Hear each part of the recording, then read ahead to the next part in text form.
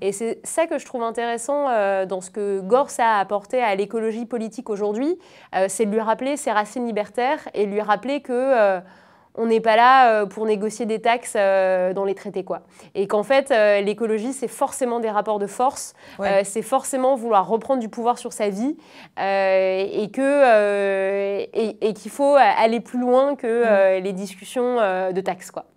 J'ai l'impression que Gors analyse très bien ce qui se passe en Occident, mais que les pays du Sud, on ne comprend pas trop comment ils s'insèrent dans toute cette pensée-là. Est-ce que l'autogestion des travailleurs des pays du Sud est possible? Est-ce que la production des pays du Sud doit être écologique de la même manière que celle des pays du Nord?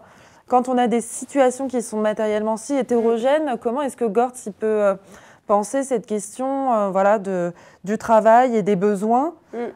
Alors, dans le cas des pays du Sud, ils pensent que les pays du Sud peuvent passer d'un stade pré-industriel à un stade post-industriel sans passer par le développement d'industries lourdes, etc., si on fait des transferts de technologie, en fait. Si on évite d'avoir à suivre les étapes classiques du capitalisme. S'il y a eu une communisation des savoirs, en fait. Exactement. C'est sur le plan des savoirs et sur le plan des techniques.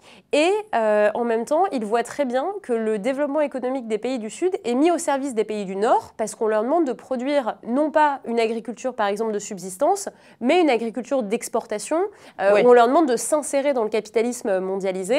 Et donc, que ce développement, il n'est pas neutre, mais qu'en fait, ce qu'on appelle développement, c'est l'insertion dans le marché capitaliste avec la spécialisation régionale, etc.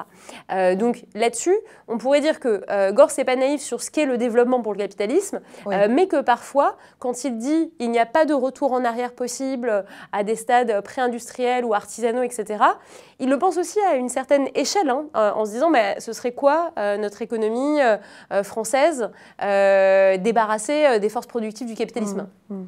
Assez vertigineux comme question. Hein.